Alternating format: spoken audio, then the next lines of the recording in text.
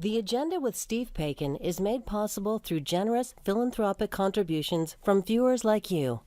Thank you for supporting TVO's journalism. The brutal slaying of newly minted OPP Constable Gregors Pirshala on a routine patrol last month shocked the country. And because the accused was out on bail at the time, it's prompted urgent calls for reform. We'll examine the case for and against tonight. Then, after life without parole was struck down by the Supreme Court, we'll ask, does the justice system need to work harder at rehabilitation? It's Monday, January 30th, and that's next on The Agenda.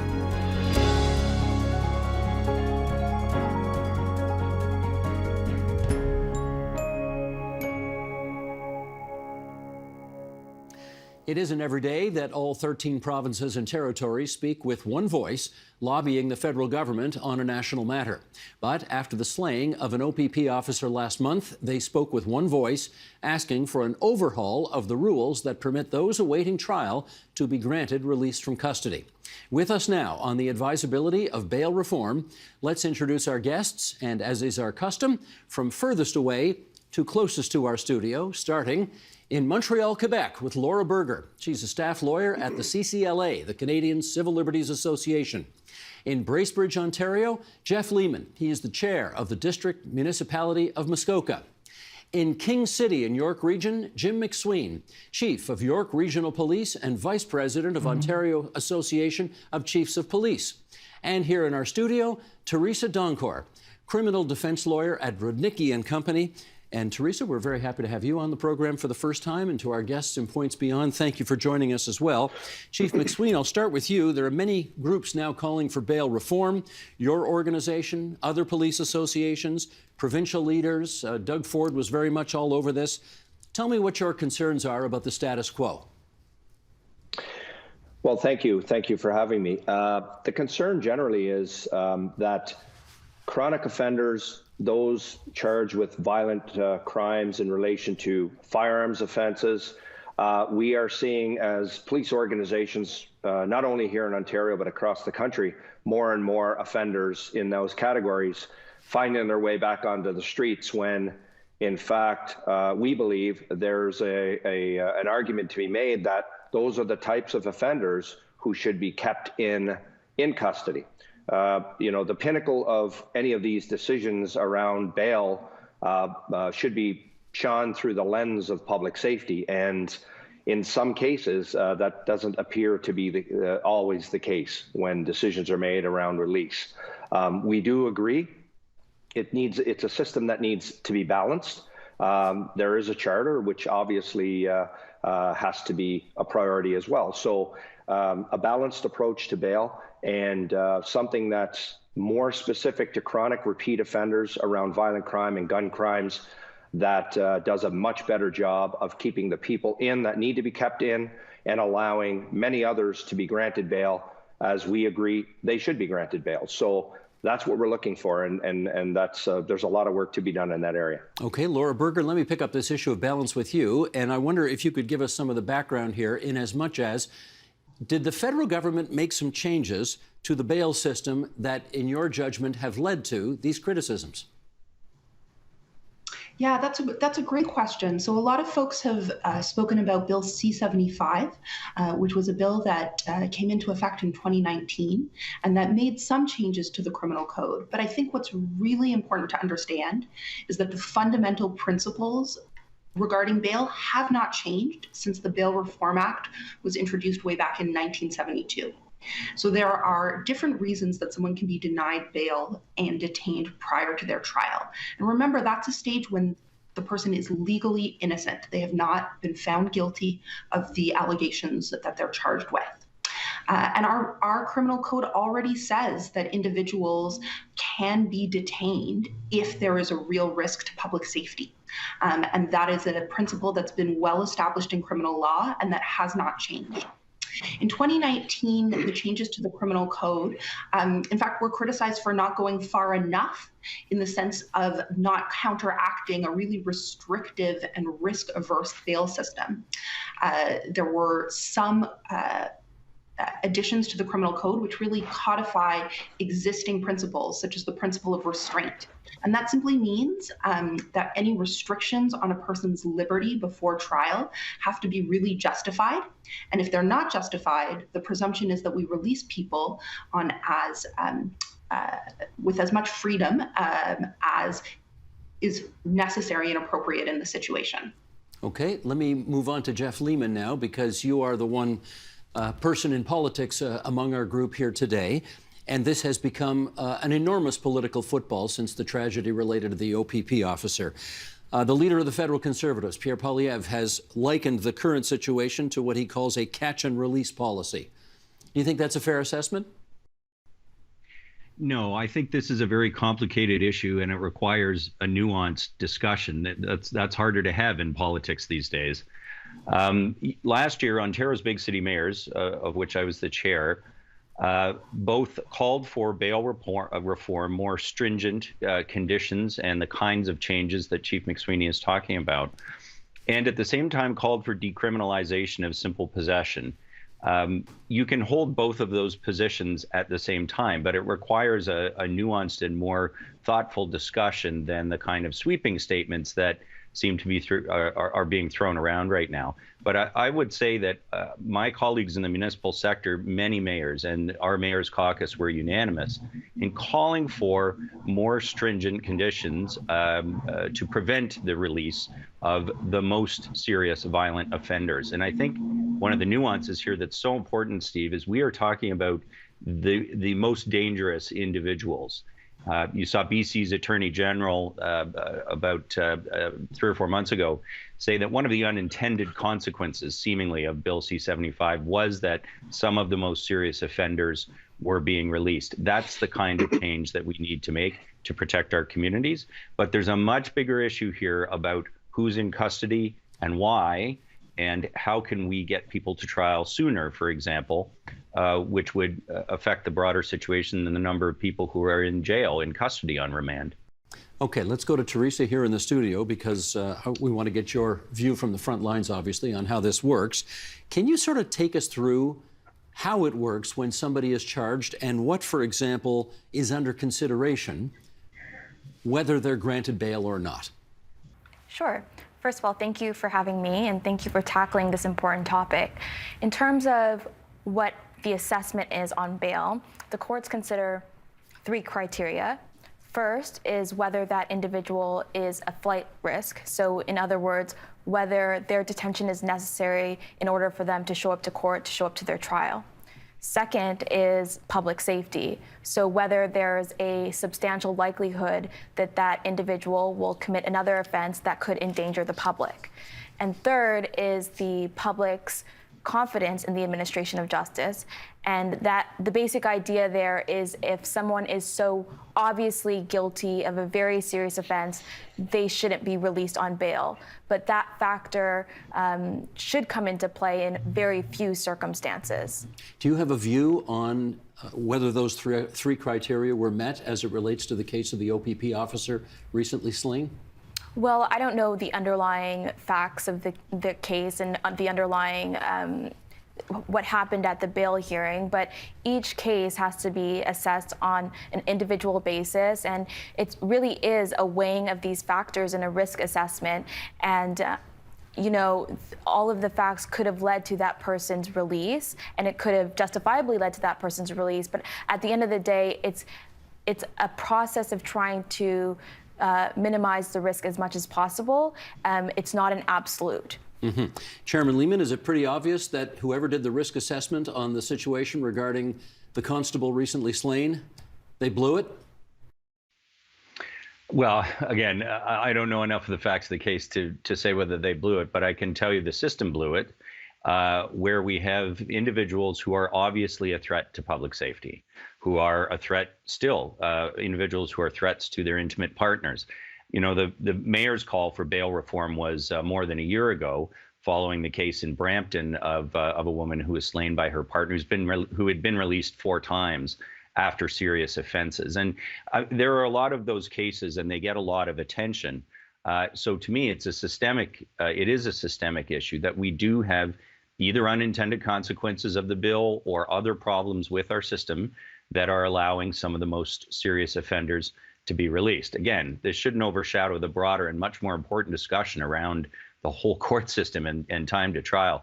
But it is clear from the number of cases we've seen over and over, and you can hear the public concern. I really believe that the public's concern about this is widespread. Let's understand, Laura, well, I hesitate to use the guy's name, but here's his name, Randall McKenzie. He's the man alleged to have killed the OPP officer in question, and he'd been released on bail. And I wonder, and again, he is presumed innocent until proven guilty in a court of law.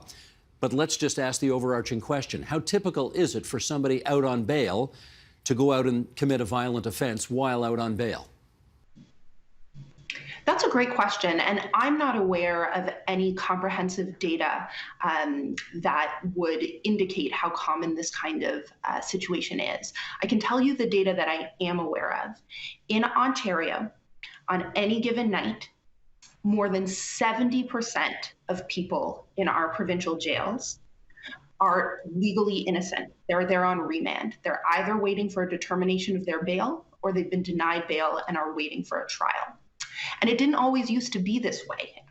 20 years ago, the majority of people in provincial and territorial jails had been found guilty and sentenced to an offense, and they were serving a sentence for something that they were found to have done. So when we talk about our overcrowded jails and our bloated justice system that is slow moving, where people charged with relatively minor offenses are spending a lot of time in custody, part of that and a big driver of that is the increase in remand detention. And I think it's really important to think about the vast majority of the people who are in this situation. And we've heard this, this morning, which I think is really important. The vast majority of people are not being detained and are not in jail and haven't been charged with exceptionally serious violent offenses. We see a pattern of people being released on bail and then rearrested for breaching their bail conditions. That underlying conduct might not itself be criminal. So for instance, if you are released with a curfew and you breach that curfew, you can be brought back into jail. You can be rearrested and charged with a new criminal offense for being out on the street at 11 p.m. And I think it's really worth thinking about what the data tells us, because the criminologists would tell us that our bail system in Canada has not become more lenient over time. In fact, it's become more restrictive and more risk averse, leading to more people spending time in jail while they're legally innocent and before they've been convicted of anything. Okay, Chief McSween, maybe I can get you to weigh in on this. Do you have either hard data or do you have sufficient anecdotal evidence based on your experience as to how often people who are out on bail commit violent offenses while on bail? Well, let me just give you this statistic that specific here to York Region, not across the province, and there's a lot of work being done right now to compile these statistics provincially. But in 2021 in York Region, we as an organization seized 121 violent crime handguns, okay? As a result, 31 of the offenders who we charged with offenses related to those guns were out on a court order of some sort. So that's a quarter of the people who were responsible for the crimes related to those guns were reoffending again, once again, in relation to the gun charge, already being on either bail or another type of court order. So it goes to show you that people are not abiding by their conditions. And the reality is what we're seeing across the province is more and more people who are charged and with a violent crime and are released on bail are back before the courts again, breaching their bail and again and again. And the problem with that is the types of offenses they're responsible for or alleged to have been committed are violent crimes. We are not talking about the majority of people. We're talking about that one section of people who are not adhering to their bail conditions, are essentially kicking sand in the face of the justice system and knowing that in all likelihood, they're going to get released again. And I can tell you in many cases, they come before the courts for a judicial bail review 30 to 90 days after they've been detained. And moreover, they are released once again back into the community. So there's work to be done in that one lane, but it poses a significant public safety risk, and we're seeing that play out time and time again. And just so I'm clear, Chief, it would be your view, I presume, that quarter of offenders who were originally charged with the possession of guns related to violent circumstances, they should not have been out on bail. Is that your position? Well, I guess the point I'm trying to make is that when they were charged with the crime gun offense, they were on a release already. And that's the point. The point is they were not abiding by the conditions, and here they are again back before the courts on a charge related to a firearm. That's unacceptable, and that poses a significant risk to the community. And Gotcha. Yeah. Okay, let me get Teresa on that, and then I want to hear from Laura as well. You heard the Chief's concern. Is that a legitimate concern in your view? Well, I think where the Chief and I can agree is that the current system isn't working. The criminal justice system isn't effective in preventing reoffenders. And the issue is that the criminal justice system doesn't get to the root of the issue. I think if we want to deter violence, we have to address the root of the issue of violence. And violence is often born from inequality in our communities. I think really to get to the root of the problem, we really need to be addressing the social and public health concern that is born from violence. So we need to be investing in mental health and addiction services. We need to be investing in guaranteed livable income. We need to be investing in safe housing, public washrooms, and all of these social services that keep our communities safe and healthy. You are no doubt correct about all of that. But that will be a 10-year project and will not solve the problem tomorrow, and people want a solution tomorrow. So what do we do in the interim? Well, quite frankly, I don't think that there is a solution that's going to fix this tomorrow. This is a complex issue and it's going to take time. And I don't think that rushing to find a solution such as stricter bail is really going to solve the issue of violence in the city. I think we need to take the time and do the hard work and invest in services that are really going to actually keep our communities safe in the long run. Laura Berger, what's your take on that? I would absolutely agree that crime and public safety is a complex social issue, and there are no easy answers. We can amend the criminal code, and that still won't get to the heart and the root of what causes crime. I absolutely agree, unfortunately, that there are no Band-Aid solutions. At my organization, the Canadian Civil Liberties Association, we've been doing research on the bail system for over 10 years. We're working right now on a grant-funded report. I spent last summer interviewing, almost 40 justice system participants in 5 different jurisdictions across Canada. And I can tell you that the people who work in the system, whether it's service providers who provide bail supervision, whether it be lawyers who work in bail court day in and day out, they point to a complex web of interrelated issues. And crime can't be teased out from other social issues. What I heard again and again was that revolving door, those people who are in and out of custody, part of the problem is that we don't have other systems for these people. Right? When we're talking about people dealing with mental illness, dealing with addictions, people living in poverty, people who have precarious housing, when they get released on bail, often it's without support, it's without a place to go, it's without stable housing, it's without a way to get food or to get medication and treatment. And that leads them back into the criminal justice system. Jeff Lehman, let me get you back in here. I know as a political leader, you're the former mayor of Barrie. You now have your responsibilities in Muskoka, and you have to make policy. And I understand that if you want to have a nuanced conversation about something, that you can't make policy on the basis of one-offs, even if they're shocking. You've got to take a preponderance of evidence over time in order to make smart decisions. Having said that, we don't have 10 years to fix this, and I understand that. I understand that education is a problem, and social services are a problem, and mental health is a problem, and corrections are a problem. We get all that. But your constituents will want something done about this immediately. What do you say to them? Well, I actually happen to agree with Laura that one of our issues right now is an overemphasis, a risk-averse approach at what I would call the low harm end of the criminal justice system. And what we need to do is provide more social service and support to keep people out of the criminal justice system at the low harm end of the spectrum and focus our policing and criminal justice resources on high harm offenders. Where I might differ from them is I don't think we need to wait to build those supports up to focus on the high harm offenders who are committing these most egregious crimes. I think when we're talking about somebody who is a repeat violent offender, we can, in that narrow lane, as our police chiefs have suggested, focus on being tougher on that small but most dangerous high harm population, while we simultaneously work to reform low harm criminal justice and move people out of the criminal justice system and into social services and mental health supports.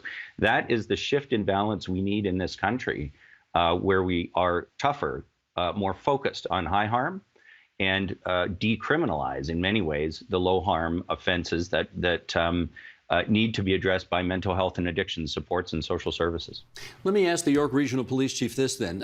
You're probably not going to get into too much of a debate about whether or not violent people suspected of extremely violent crimes ought to be held in prisons and not sent out on bail.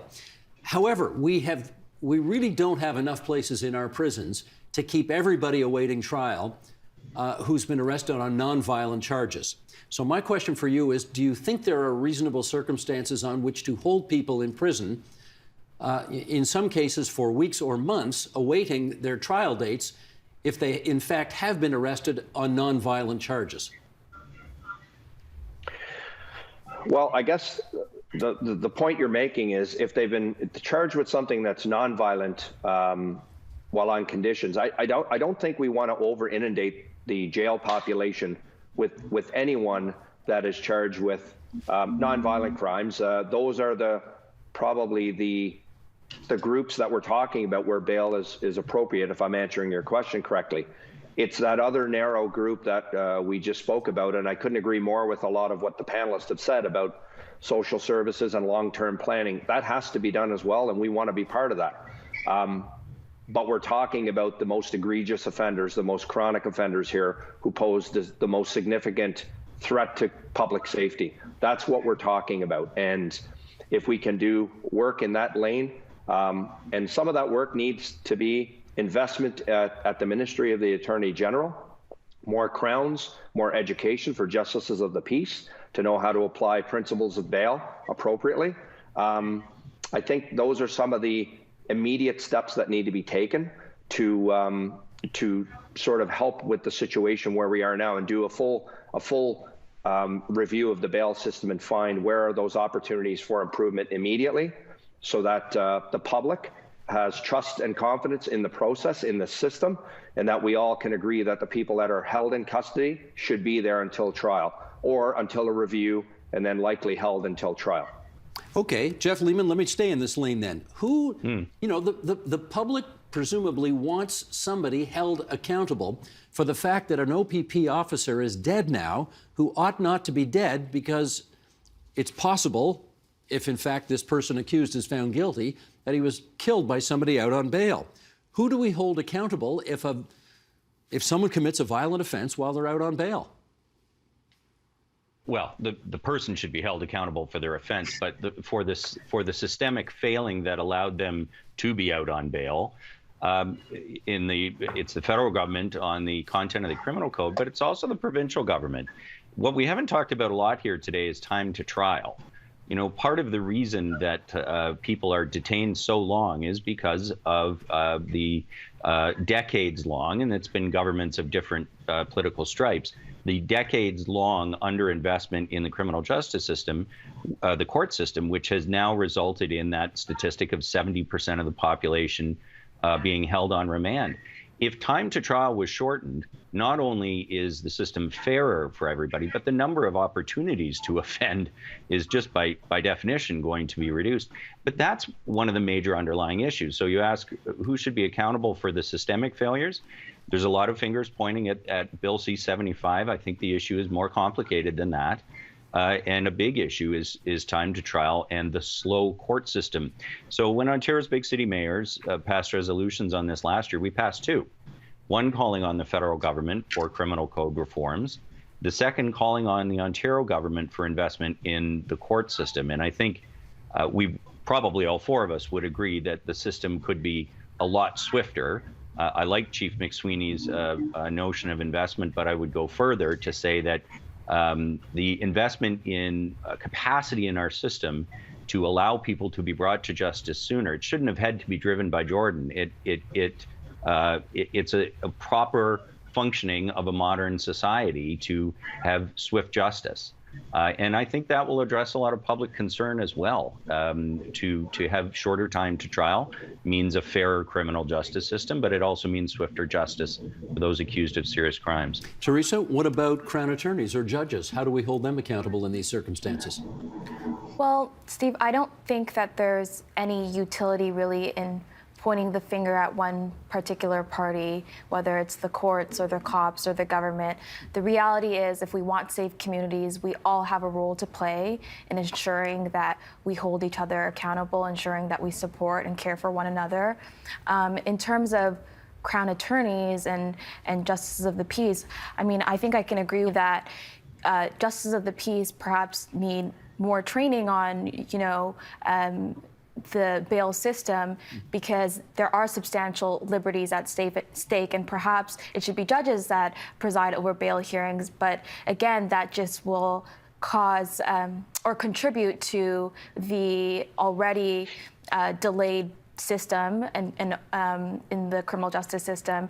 And in terms of crowns, I mean, in my view, I don't think we need more crowns. I think we need more funding for legal aid so people can more efficiently navigate through the system, because, there are a lot of self-represented individuals, and when there's self-represented individuals, it's extremely difficult to navigate through the criminal justice system without a lawyer. So I think just more legal education in general and more resources for the criminal justice system will help with the backlog. And I'm not sure if it's the solution to bails, but it's certainly a step in the right direction. You may be shocked to hear this.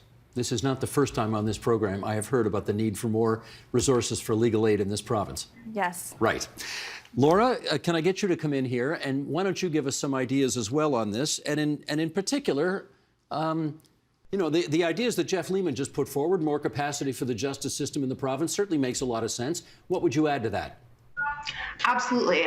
I would agree 100% that our system could be better resourced. I was nodding very vigorously as Teresa was talking about resources for legal aid, because when we talk about helping people exit the criminal justice system, helping people get connected to the resources that exist in the community, we need legal aid lawyers, we need court staff, we need social workers to do that work. And then that also contributes to court efficiency, because it means that folks are getting the solutions they need instead of showing up in court again and again and again. So I think that's absolutely vital. I think we also need to talk about how we construe crime. Fully 20% of cases, about a fifth of cases going through our criminal justice system, the most serious offense is what we call an administration of justice offense. So that is a breach of a court order or perhaps a failure to appear for a court appearance. That's fully a fifth of cases. And we often refer to these as system-generated offenses or almost manufactured crime, because the underlying conduct may not itself be criminal.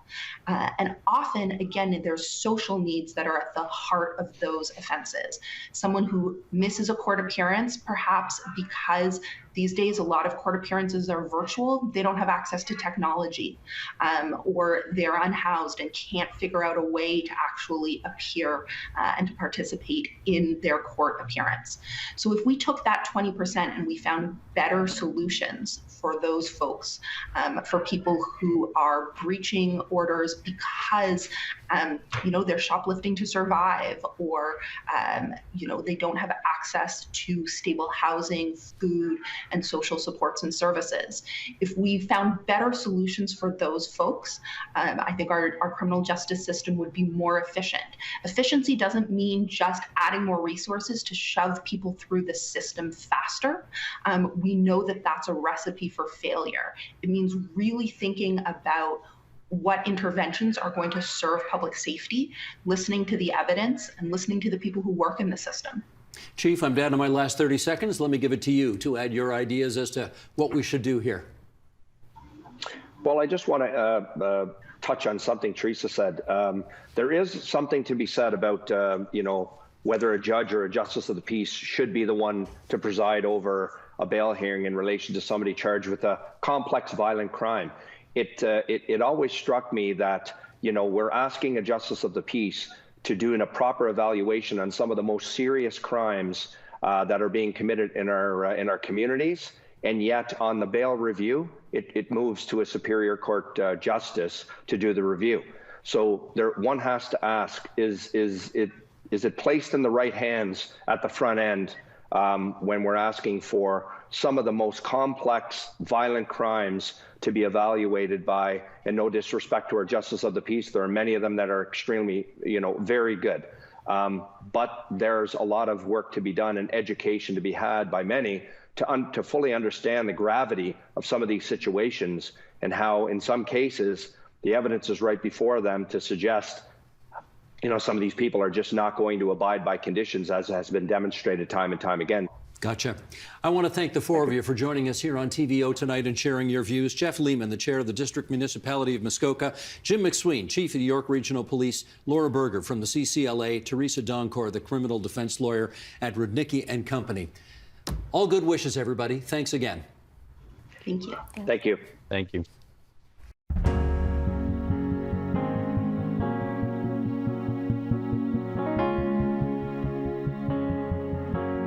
Last year, the Supreme Court of Canada struck down the sentence of life without the possibility of parole, calling it cruel and unusual punishment. The court called it incompatible with human dignity to keep someone in prison with no hope of release. But does the justice system do enough to make such murderers, sometimes mass murderers, suitable to return to life on the outside? With us now on that, we're joined by Lee Chappelle. He is president of Canadian Prison Consulting, Inc. Carly Kalish, Executive Director at Victim Services Toronto, and Anna Maria Enanager, partner at Ruby, Schiller, Enanager, Di Giuseppe Barristers. Great to have everybody here in our studio for this timely and important discussion. We found out it was last year that the court made the big change in how things proceeded. Why did the Supreme Court make the decision it did?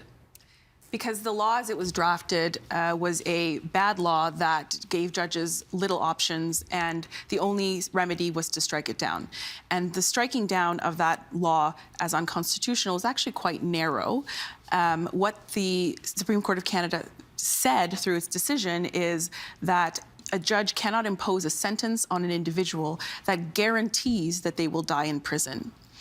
All other options are open, and so where the Supreme Court of Canada doesn't make a pronouncement, and in fact it expressly endorses a sentence, is that there's a sentence of life in prison, which is what everybody who's been convicted of first-degree murder must have imposed on them. Let me do one more follow-up with you again to get some background on this for our discussion. The Supreme Court also made significant rulings on so-called mandatory minimums. What's the change there? So there's some of the laws that the Supreme Court of Canada struck down were already repealed by the Liberal government, and some of them that the Supreme Court of Canada upheld also have been repealed by the Liberal government.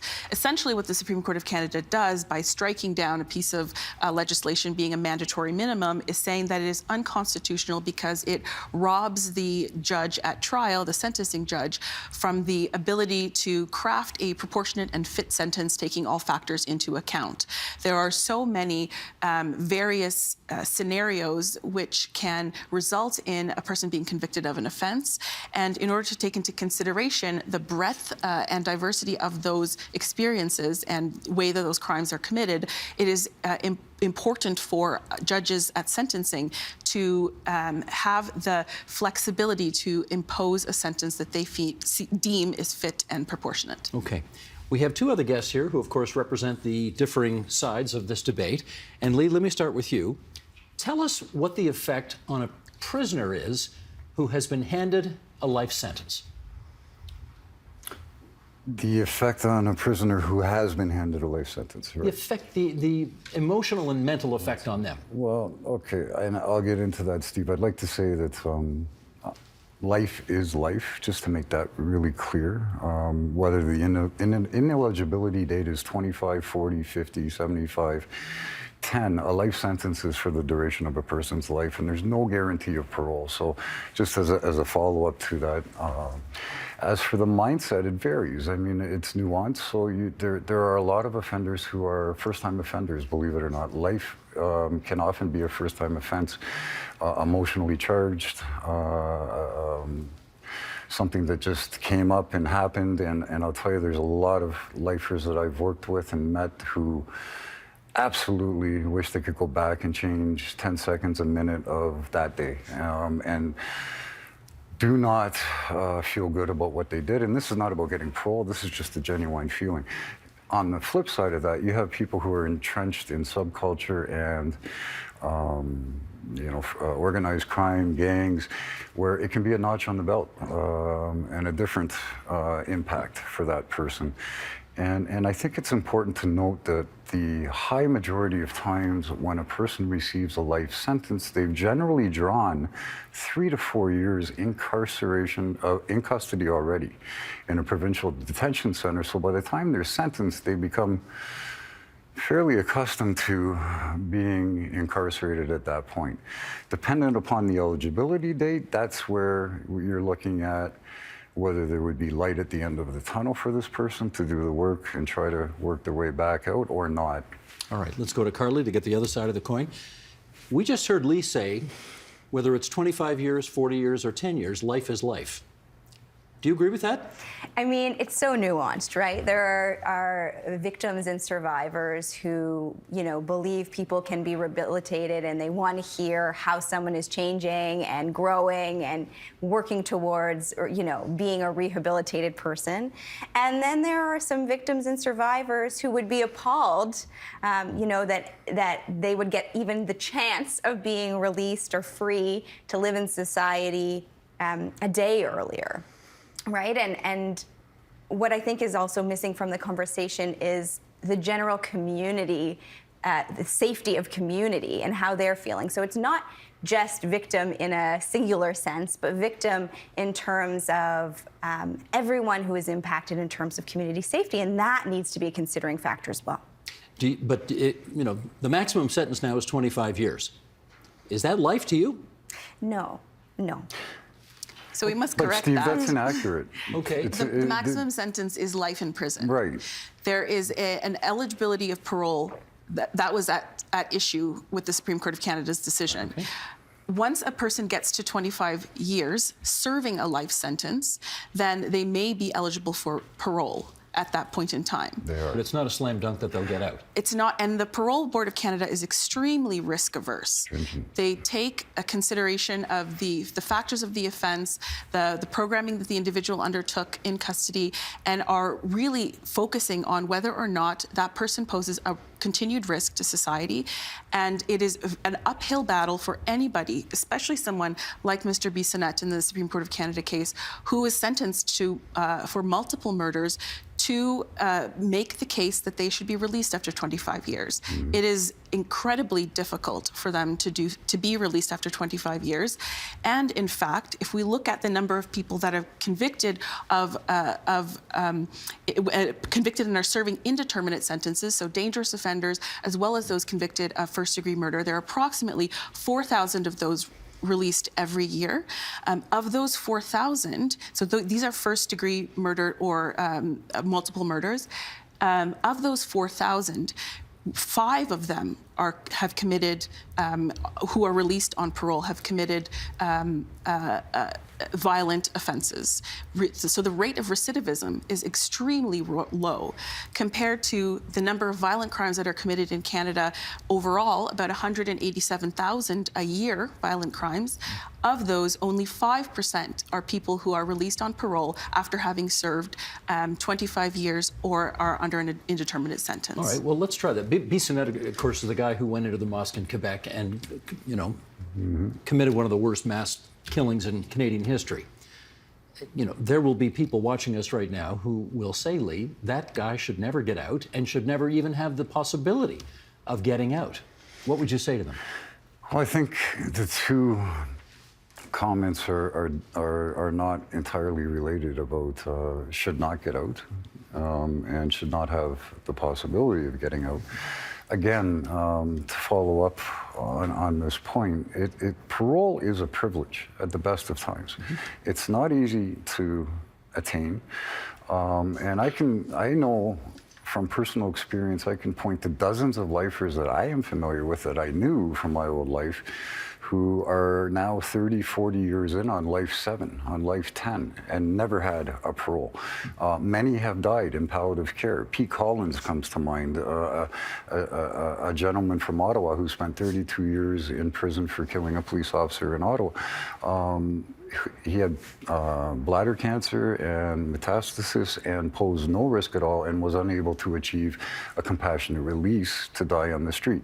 Now, rightly or wrongly, that just reinforces, I think, the fact that our system is not soft, nor is it letting lifers out en masse, and it's not easy to do. So, yes, there's a very high threshold, there's a very high criteria. Out of curiosity, did he ever show any remorse for his crime? He did, very openly and very publicly, and he helped a lot of people while he was inside. He acknowledged, he owned it fully, and he was aware he had taken a life and there was no way that he could ever get that life back. But let me just check with Carly here. Is it your view that if you get a life sentence, it should be your entire life, period, full stop?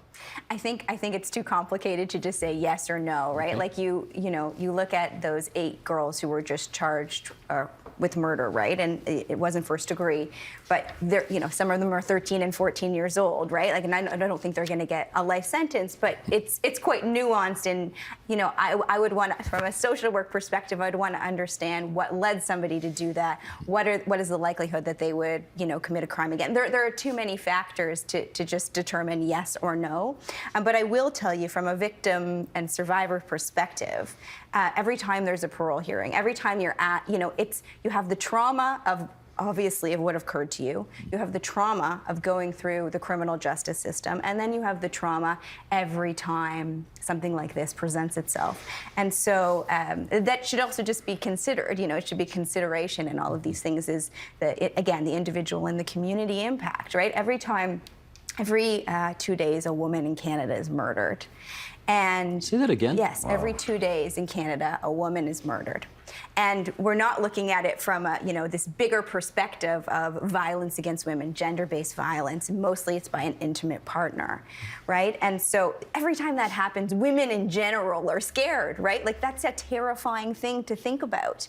And so it's really understanding that the community impact of a crime, in addition to that terrible atrocity that happened in her family and everyone else who was personally impacted. And so there's I just think it's so complicated. It is. But all right, let's try this. Yeah. Anne Maria, do longer sentences have a deterrent on crime? No, they do not. How do we know that? Because we've had social science evidence that has been, social science research that has been undertaken to demonstrate or to assess whether or not the length of the sentence has any relationship with recidivism. And in fact, recent studies show that the longer the sentence, like a longer sentence, actually supports recidivism by 3%. So the longer a person is in custody, the more likely they are to rescind and to commit a crime once they are out of prison. So because prison life is so inhumane, it's harder to. There's a multitude of factors. Okay. And a lot of it is about separation from society in such a way that doesn't permit them to understand how to reintegrate appropriately and takes them away from legitimate forms of making income. There are all of these factors that should be taken into consideration. Also, when an individual is in custody, they lose ties with their family and with their loved ones, and that is a huge factor that goes into determining whether or not a person will commit a crime again. So it is, in fact, these studies have shown that it is the certainty of conviction rather than the length of a sentence that deters crime ultimately.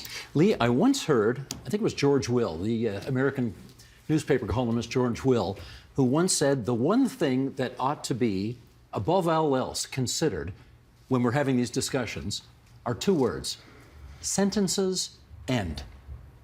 And because sentences end, we've got to figure out what to do with these folks. What next? When an attempt to reintegrate them into society happens. So let's follow up on the last area of conversation. How would you characterize the criminal justice system's current success rate at so-called rehabilitation? Well, again, it is nuanced. There's no question about it. I'd almost like to see a hybrid model of corrections. Which means what? I'm a firm believer that we have approximately 80% of inmates in Canada today who are very open to and want to change. I also believe we have roughly a 20% demographic who are locked into a world of subculture and crime and don't want to change. So we need to focus on the 80? I think, and I think that the detriment of the 20, we need to find a way somehow for that not to influence the others. I mean, in a simple, I don't know if my math is right, it's an estimate, but certainly it's a challenge. Amber, you referenced the importance of community supports, and it's so true. That support, we've also got so many prisoners that are coming from child welfare backgrounds who have no community supports, and that's a big part of what led them to where they are today, sociological factors. Having said the sociological factor part, I'm still a firm believer in personal responsibility, and regardless of what you've been through, you need to come to a point in your life where you are responsible for your actions. And you okay, let me get Carly on the other side. Do people who represent victims in this debate believe rehabilitation is possible? You know, I think we have to invest in rehabilitation. Do I think it's possible? Yes. But is our system investing in that? Not enough, right? And so, I mean, as a trauma therapist, rule number one for engaging with a client is, are you ready? Are you open to making change, right? So you're saying 80% Very is much. Great. So, right, you have to engage with people who are ready to engage in that reflective work, right? Does that number sound right to you, that 80% of people behind bars I wouldn't know are open to it? I wouldn't Okay. know the answer. I'm hopeful that's the answer, but I can't speak to it. And you know, we also have to. The elephant in the room is, in the social reckoning that we're all going through, is the disproportionality of who is in jails, right? And before we can really do work to change, the laws 25 to 40 years, to me it's a little bit moot, right? The conversation is, what are we doing? Disproportionality in terms of kids who are accessing the child welfare system, disproportionality for adults who are in the criminal justice system, and what sort of supports are we investing in rehabilitation? If they're going to get out earlier, what is changing in terms of the treatment they're receiving, both inside and outside? And we know our social service system outside of prisons is already at full capacity. There's no shelter beds. There are very long waiting lists for resources for mental health supports. And so until we address those issues, how are people being rehabilitated inside, and then what's going to happen to them outside? Well, let's pick up on that. Same is true inside.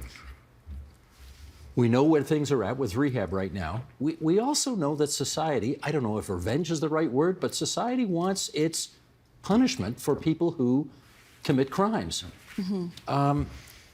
What goes first? What goes second? Where do we put the accent? Rehab or punishment? Well, it really depends on the case. The fundamental principle of sentencing in the Canadian justice system is proportionality and individualization. Proportionality being the most fundamental. Proportionality means that when a judge is assessing how much of a sentence, how long a sentence, or the nature of the sentence to give an individual, that they have to take into consideration the gravity of the offense as well as the moral blameworthiness or culpability of the offender. And in balancing those two aspects, those two principles, they can draw on a number of principles that animate their sentence. Things like deterrence, denunciation, rehabilitation, and other principles that are escaping me now. But primarily what the court is focused on doing is making sure that a sentence is not more punitive than it should be or less punitive than it should be. Do you think victims are more on the side of understanding and forgiving and wanting rehabilitation, or more on the side of vengeance? It's not about vengeance per se. Okay, that's a bad word. How about? You think of like someone like Paul Bernardo, right? Like you hope he never gets to never gets to be released ever. And then there are people like those 8 girls that I was mentioning before, where you're like, I really want to understand what led them to do this. I hope they get a chance to rebuild on their life, right? And it doesn't mean it's less horrific what they did to that man, but there's just, you really want to understand why someone did it, and really get a chance to articulate how it impacted you. And so, yes, there are tons of victims who would say, lock them up, I don't care what happens to them, they should never see the light of day again. And you get it, right? After their life has been fundamentally changed and impacted. But based on what you see, is rehabilitation genuinely possible? Yep, and on the flip side of that, Steve, just for a moment, the families and loved ones of offenders, especially, the first-time offenders that I predominantly work with, also are just absolutely appalled with the system and the lack of help and resource and that sort of thing. So there's unhappiness. I think it's a wedge issue that I think we could talk about this annually for the next 20 years and likely not be too much further ahead. I hope I'm wrong, but you know people. You know this world. Do you think rehab is possible? I do. I believe. You've seen it. I do. I would like to think that I hit a point where I understood being born to the care, custody, and control of the child, the CAS, and foster care, and all the things that I went through as a young person, was something that I had to hit a point where I had acceptance and forgiveness, and realized that I was just damaging myself the further and further I went with justifying my actions from what was I felt a very unfair beginning. And I think this is true for so many today. And I think one of the key elements I do with the clients I work with is keep the focus on what brought you to prison, first and foremost. Really focus on that instead of picking apart the system and where it's lacking, because if you start feeling victimized, the odds of coming out and never returning lower. If you can own it and you realize and work on your insight, and that focus has to be really, really paramount. Anna Maria. And I think we have to understand what we're talking about when we're thinking about the principle of rehabilitation that judges take into consideration when handing down a sentence. What they are doing is that they are acknowledging that an individual can change in the future, and they're using that to craft an appropriate sentence based on that possibility and that hope. What a judge isn't doing is prescribing a rehabilitative program for that individual when they are in custody. They're not guaranteeing a rehabilitative custodial experience. And so we have to divide what the Supreme Court of Canada in Bissonnette is doing, which is discussing the severity of the sentence based on its length, with the administration of a sentence. We have to distinguish those two things. The administration of a sentence, the programming that's available, and the preparation for an individual that is available once they leave custody, that is up to the prisons themselves, and that is up to the parole board. That is an administrative decision. When our courts are handing down sentences, all they do is consider whether this person in front of me, usually if it's a young person, that rehabilitative potential will be far more paramount in their mind as a principle to consider. Whether that person we should take into consideration rehabilitation for that person. They are not prescribing a rehabilitative experience. They are not permitted to do so. Let me find the other alternative here. We're sadly down to our last minute here. Time has flown by. Carly, restorative justice, is that an option that should be pursued more often?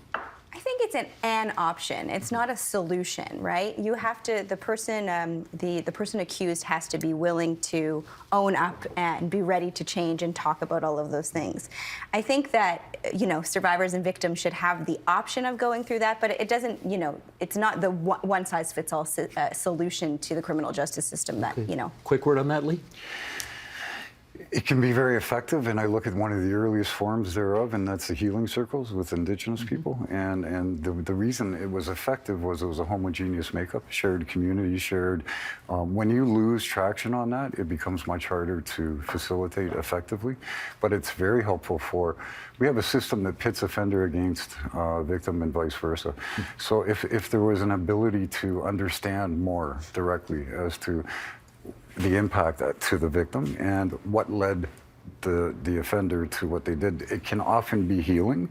And I know it takes a lot for somebody to want to sign up for that, but I do believe there's some really good merit and benefits if able to do. Okay, I feel like we have only begun the discussion here, and we need to have the three of you back to continue it. But until that happens, I do want to thank Carly Kalish from Victim Services Toronto, Lee Chappelle, President, Canadian Prison Consulting, Inc., and Anna Maria Enanager, partner at Ruby, Schiller, Enanager, Di Giuseppe, the barristers. Thanks all.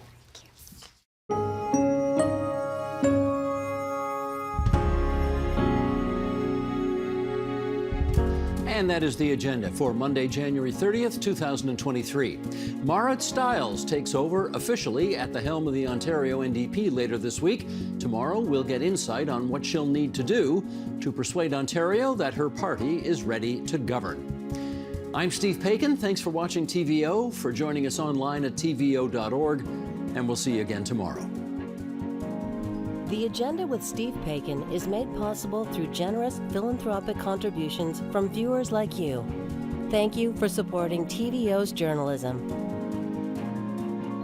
Looking for more of TVO Today's in-depth current affairs and documentaries?